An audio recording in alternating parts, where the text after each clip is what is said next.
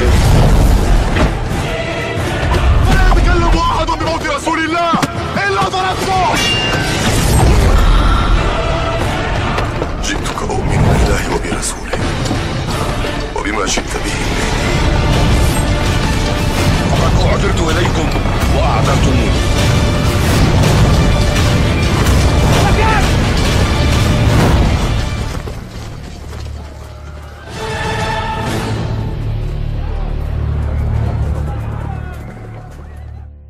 Fakta ilmiah pun telah disebutkan. Jadi fakta ilmiah pun telah disebutkan dan telah dibahas pada pertemuan sebelumnya. Baik. Kemudian kemarin ada sesuatu yang sedikit saya singgung adalah mengenai pernyataan sebagian ulama bahwa tentang bukti kebenaran Isyaqul Qamar pun juga disaksikan oleh seorang raja India, yang sebab itulah maka raja itu masuk dalam Islam, dan itu raja pertama yang masuk Islam di benua India di zaman Nabi Muhammad SAW. Nah, secara ilmu hadis mengenai hal tersebut diisyaratkan dalam hadis Al-Mustadrak karya besar Imam Hakim, diriwayatkan kepada seorang sahabat Abu Sa'id Al-Khudri radhiyallahu anhu. Beliau mengatakan bahwa telah datang kepada Rasul seorang raja India yang membawa satu keranjang zamzabil jahe. Kemudian Rasulullah dibagi-bagikan kepada para sahabat yang lain, kitatan, satu potong. Dan beliau Imam Hakim mengatakan bahwa aku tidak tahu ada hadis yang Rasulullah pernah makan zamzabil kecuali hadis ini. Nah, hadis ini dikritisi oleh para muhaddisun tentang kesohihan hadis ini, tentang adanya raja India. Bahkan ada yang mengatakan yang dimaksud ini adalah bukan raja India, raja pada Rom, tapi dari Rom. Tetapi para mu'arikhun, para sejarawan yang kemarin saya sudah sampaikan, para sejarawan mencoba terus menggali tentang kebenaran kisah-kisah ini. Ternyata tidak sedikit para sejarawan yang mumpuni di bidangnya, baik dari benua India sendiri ataupun dari luar benua India sendiri, menggali tentang kesohihan ini. Dan ditemukan memang secara fakta dan sejarah. Pertama, kemarin prasasti yang ada di wilayah itu yang menyatakan mengenai kejadian hal tersebut itu ditemukan. Itu ditemukan juga. Kemudian juga ada manuskrip kuno yang kemarin telah saya sebutkan juga, yang ditemukan di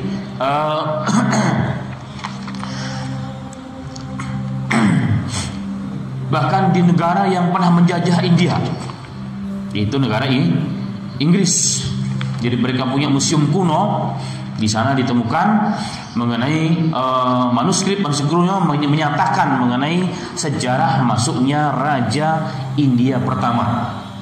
Dan kemarin kisah secara singkat telah disebutkan, yang dalam catatan manuskrip tersebut ada nomor induknya juga disebutkan, namanya adalah Cakrawati Farmash. Kemudian dirubah namanya menjadi Tajuddin, dan beberapa riwayat menyebutkan perbedaan nama yang berbeda karena memang dialeknya berbeda, bahasanya juga berbeda. Nah, ini fakta-fakta yang tidak bisa dipungkiri. Kemudian kemarin juga ditemukan tempat meninggalnya Malik ini, Cakrawati Farmash atau Tajuddin atau Sarbanak, dalam beberapa riwayat nama beliau, beberapa nama, meninggal di salah satu pelabuhan besar di wilayah Oman, negara Oman, bukan ibu kota Yordania, Oman yang di samping Yaman. Di sana turun temurun bahwa kuburan yang ada di sana yang sangat bersejarah. Jika ditanya kepada orang-orang tua di sana, mereka mengatakan, kami semua menyatakan bahwa ini adalah raja India yang katanya setelah berislam dengan Rasulullah di Mekah, mau pulang ke Malabar, pulang ke India, beliau meninggal dunia di tengah jalan. Dan ini dibuktikan secara sejarah sampai hari ini pun demikian. Kemudian juga saya temukan selama sepekan ini saya terus mencoba mencari kebenaran mengenai hal tersebut. Ada satu website yang bernama Nidaul Hind berbahasa Arab juga menyebutkan apa yang saya sampaikan tadi. Dan di sini Beliau memang menyebutkan juga hadis-hadis yang diriwayatkan oleh Imam Al-Hakim dalam Mustadrak, dan juga menyebutkan fakta-fakta sejarah. Bahkan di sana ditemukan juga mengenai semacam patung yang dibuat turun-temurun oleh anak raja-raja di sana. Dan juga dalam satu wawancara TV di India pun pernah diadakan wawancara dari keturunan raja India pertama yang masuk Islam tersebut, dan mereka pun persis sama apa yang disampaikan dengan apa yang tertulis dalam manuskrip kuno yang ada di wilayah Britania ataupun di Inggris tersebut, sama persis.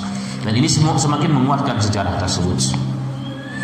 Termasuk juga mengenai masjid yang dibangun pertama kali di bumi India, itu juga disebutkan. Termasuk juga para sahabat yang sampai ke wilayah India, yang merupakan permintaan raja tersebut, yang merupakan utusan awal dari Nabi Muhammad SAW, yang sejarawan banyak tidak mencatatnya.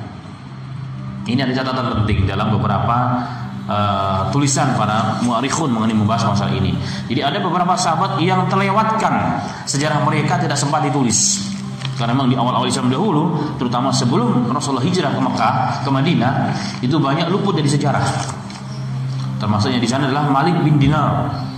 Malik bin Dinar yang ma'ruf, bahkan ulama-ulama di sana turun-temurun meyakini, bahkan ada kuburannya di wilayah sana. Ada kuburan di wilayah sana, bahwa dialah yang menjadi dai pertama yang diutus ke benua Hindustan atau India dalam bahasa kita. Dan ini semua dibuktikan dengan sejarah dan fakta yang ada di tempat tersebut.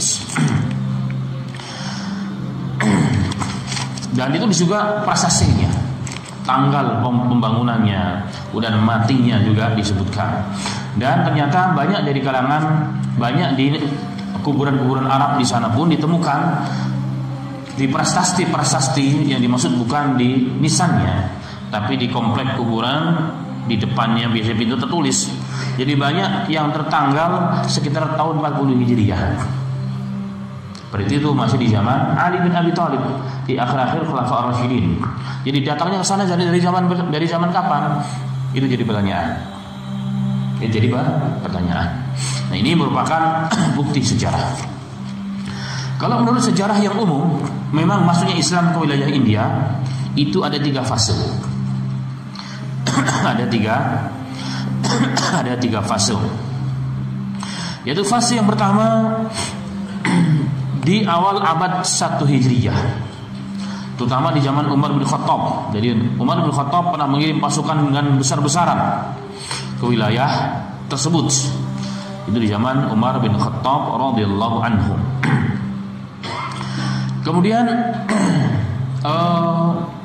setelah itu juga dikirim ke wilayah tersebut.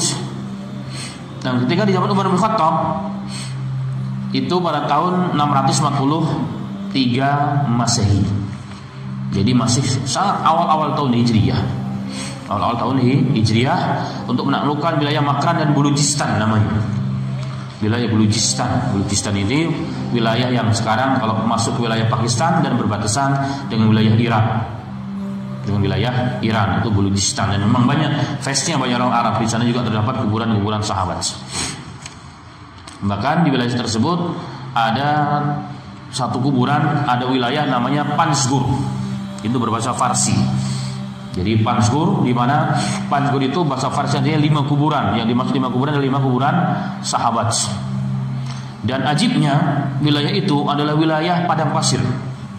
Tetapi di tengah-tengah padang pasir terdapat kebun kurma sampai hari ini, dengan berbagai macam bentuk dan jenisnya.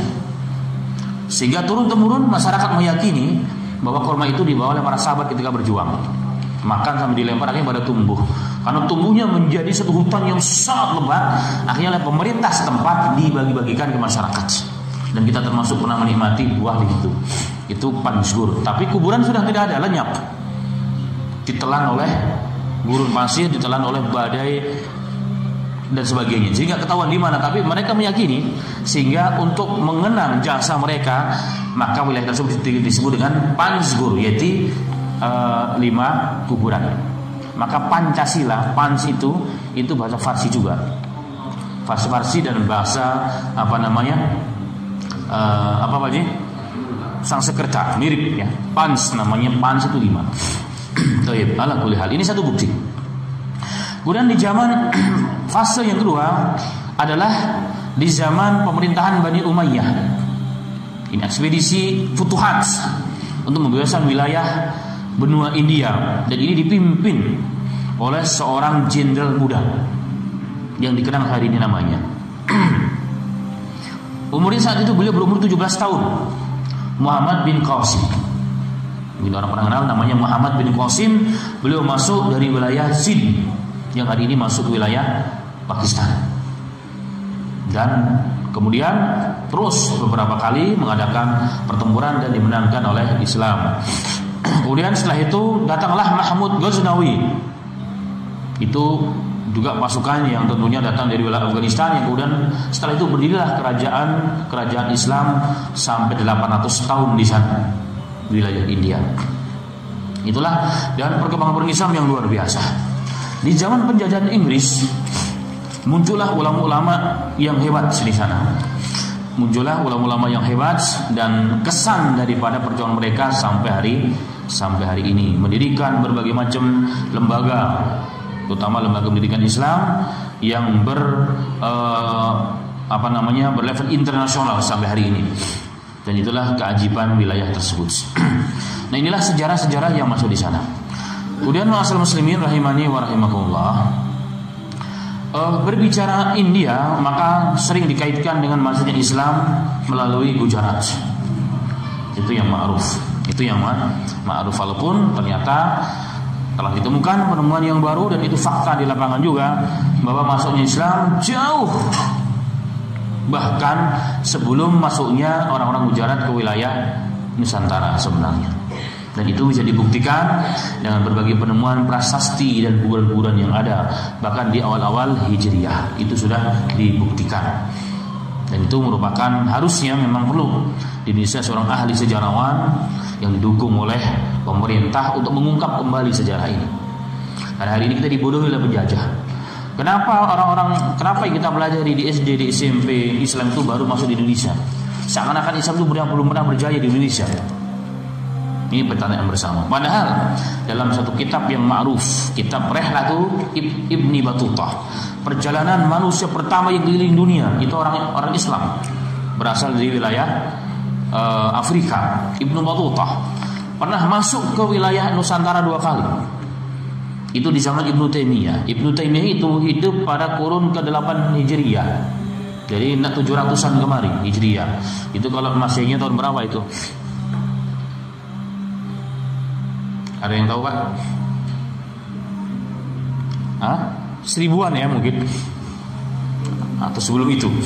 Jadi beliau mengatakan dalam catatan, saya punya bukunya masih, Ibnu Battuta mengatakan salah satu, dan aku melihat dulu namanya bukan Indonesia tapi Nusantara. Jadi sudah dikenal Nusantara. Beliau mengatakan, laqad ra'aitu, aku telah melihat bahwa kerajaan Nusantara, kerajaan yang punya peradaban yang sangat tinggi. Itu di zaman itu. Jadi tidak mungkin kalau Islam itu baru masuk kemudian punya peradaban yang sangat tinggi. Membuat suatu komunitas saja susah, apalagi suatu negara yang besar yang berlatar belakang orang-orang yang tidak beragama, atau minimal orang-orang Hindu dan Buddha, bisa membentuk suatu kerajaan yang hebat. Itu prosesnya cukup lama berarti. Dan beliau mengatakan raja-rajanya sangat hebat-hebat dan bijaksana, dan sangat dihormati oleh masyarakatnya. Dan ciri khas mereka, istrinya banyak-banyak. Kenapa istrinya banyak? Karena makannya ikan katanya. Jadi bagi orang Arab itu ikan itu merupakan sumber protein yang sangat tinggi, dan mereka nggak berani makan di musim panas biasa. Kemarin saya ceritakan itu. Nah, berbalikan dengan kita, kalau kita daging. Beliau mengatakan aku pun akhirnya makan ikan juga di sana. Itu kata Al-Imam Ibnu Battuta. Nah, ini menunjukkan perlu di masa depan mungkin antum-antum yang ada di sini mengungkap sejarah secara pasti, tertulis dengan tulisan yang ilmiah, mengungkap kapan masuknya Indonesia, kapan masuknya Islam di Indonesia.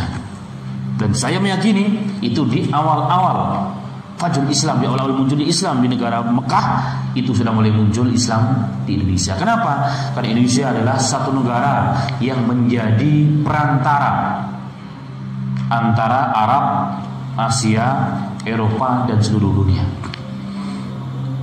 Mau kemana? Pasti dulu melalui wilayah Nusantara, karena belum tembus jalan darat, apalagi pesawat. Pasti melalui lautan. Dan itu bisa dibuktikan. Di Ternate ada kuburan tahun 39, 31 Hijriah kuburannya. Jadi kapan datangnya kira-kira? Makanya kita lihat orang-orang Ternate, muka-muka mereka orang-orang Ambon, muka-mukanya muka-muka Arab sebenarnya. Asli mukanya Arab. Arab banget deh pokoknya. Hidungnya sama, gayanya sama, ya kan? Ada orang Timur itu kayak orang Arab itu, mirip orang Arab persis, ya kan? Mirip kayak orang Arab, sama persis sebenarnya. Cuma sayang sudah hilang. Orang bilang apa? Hilang obornya sudah hilang obornya karena penjajahan yang luar biasa. Belum lagi di wilayah mana Sibolga dan seterusnya. Barus, dan itu merupakan kota tertua di dunia, ya kan? Barus merupakan kota tertua di dunia. Bahkan dalam beberapa penemuan, Barus itu karena menghasilkan apa? Menghasilkan barus itulah yang untuk membalas si Firaun katanya. Dan muka orang di sana mukanya mencampur. Ada Arabnya, ada ininya, ada Eropa dan seterusnya. Dan ini semua bukti-bukti yang telah dihilangkan oleh penjajah Belanda. Kenapa bisa hilang? 350 tahun menghilangkan, bahkan asar bukti sejarah dihilangkan total oleh mereka. Bukan hanya sejarah-sejarah yang mati. Bahkan kita bertanya, kalau memang Islam sudah lama di Indonesia, mana karya-karya ilmiahnya? Kok gak ada? Padahal saya tanyakan dulu, kami diskusi sempat. Akhirnya kita cari sumbernya. Oh, Buya Hamka mengatakan bahwa kenapa ulama-ulama yang di Indonesia, yang Islam sudah lama muncul di Indonesia, sudah berakar di Indonesia, kok tidak mempunyai karya-karya ilmiah yang begitu hebat? Salah satu di antara jawabannya apa? Karena di masa penjajahan Belanda, semua karya ilmiah semua direbut. Kalau enggak diberikan, dibunuh, dibakar. Kalau yang perlu dibawa pulang ke negara Belanda. Sehingga karya-karya sebagian ulama-ulama kita yang disebut dengan Wali Songo pun ada di Belanda sana. Sedangkan kami dalam kajian hadis, ketika kita ingin mentakhris satu kitab, ingin mengecek keautentikan satu kitab, itu tidak boleh hanya satu kitab yang dicek, harus ada beberapa eksemplar. Dan itu ternyata ditemukan di beberapa perpustakaan Belanda dan Eropa. Itu kitab-kitab Islam yang kita dapati. Sama halnya kasus ketika umat Islam dihancurkan di wilayah Spanyol. Siapa yang mencuri kitab-kitab Islam? Orang-orang Barat. Maka bangsa Barat, kalau mereka jujur, insaf pada diri mereka dan kepada manusia, mereka pasti akan mengatakan terima kasih kepada umat Islam. Asal kalianlah kami maju, asal kalian kami melek mata kami dengan teknologi. Tanpa Islam dunia gelap gulita. Sehingga beberapa tahun yang lalu, tahun kemarin kalau tidak salah, ada seorang ilmuwan dari Amerika atau Eropa yang mengadakan seminar di sini. Intinya, saya cuma baca di surat kabar, dia mengatakan saat kalau dunia mau jujur, maka dunia berhutang budi terhadap Islam. Kalau dunia ilmu pengetahuan dunia mereka mau jujur ilmuannya, mereka akan mengatakan terima kasih wahai umat Islam, tanpa kalian kami dalam kegelapan sesungguhnya. Kita ambil satu contoh. Siapa yang membidangi ilmu kedokteran di dunia ini? Ada yang tahu? Ibnu Sina. Apa nama kitabnya? Al-Qanun, 2 jilid. Anak mana dia? Anak Kabul. Dari mana? Afghanistan.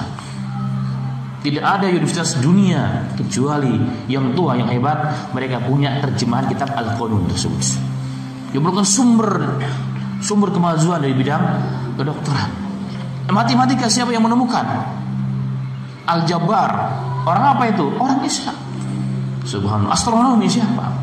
Dan seterusnya. Ini semuanya adalah orang Islam. Makanya kita berbangga jadi orang Islam. Tapi kenapa hari ini kita ketinggalan zaman?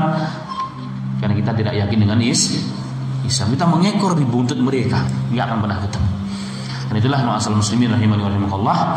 Salah satu tujuan kita membuka lembaran-lembaran lama pada kitab-kitab lama tentang mukjizat Rasul, agar kita kembali mengingat bagaimana peristiwa-peristiwa hebat yang pernah Allah berikan kepada Nabi kita Muhammad SAW, yang akan menambah cinta kita kepada Rasul setelah mengetahuinya.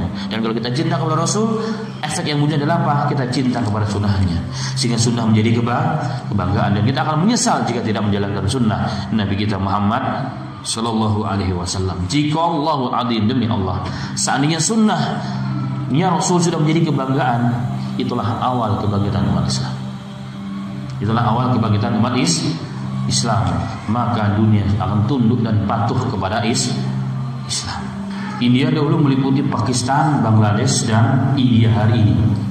Tapi sebelum Inggris meninggalkan benua India, mereka memecah India menjadi dua negara, yaitu Pakistan sebagai kumpulan orang Islam, India khusus orang-orang Hindu. Walaupun sebagian ulama menolak, karena jika terjadi demikian, maka India nanti tidak bisa dibahas oleh Islam. Tapi kalau India masih bersatu, India Timur dan India Selatan, India Timur itu Bangladesh, Pakistan Selatan itu dulu Pakistan Timur namanya, tapi kemudian pecah menjadi Bangladesh. Jika mereka bersatu tiga negara ini, maka tetap yang mayoritas adalah Muslim.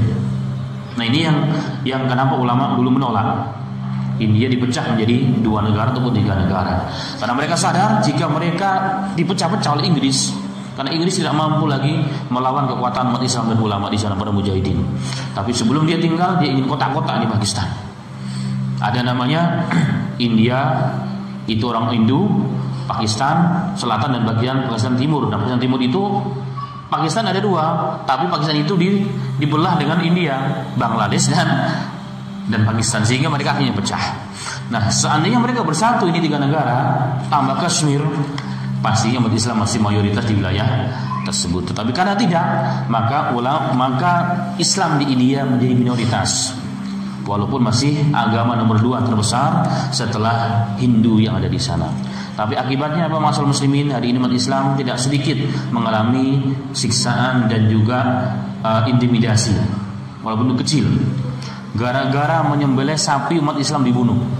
Kenapa? Karena sapi dianggap sebagai Tuhan mereka. Nah, ini kasus-kasus yang terjadi. Tapi walau demikian, tetap umat Islam menorehkan sejarah yang luar biasa di sana, terutama di bidang teknologi, di bidang pendidikan. Kalau berbicara mengenai pendidikan, memunculkan di sana lembaga-lembaga yang bertaraf internasional, yang merupakan buah karya ulama-ulama Islam. Satu di antaranya adalah Lucknow. Itu yang didirikan oleh Maulana Nizamuddin dan Maulana Muhammad Sahlawi, dan telah mengukir sejarah di dunia keilmuan Islam, mengeluarkan ulama-ulama kaliber internasional dari sana. Kemudian juga ada namanya Madrasah atau Jamiah Deoband. Itu juga mengeluarkan ulama-ulama yang bertaraf internasional sampai hari ini.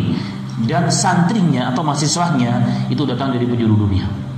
Bahkan zaman dahulu, ketika Mesir sedang dalam kejatuhan tentang pendidikan di Al-Azhar, maka dunia berkiblat kepada Deoband. Karena sampai hari ini sistem pendidikan talaqi, terutama ilmu hadis dan sistem periwayatan hadis, itu masih terjaga di wilayah tersebut sampai hari ini.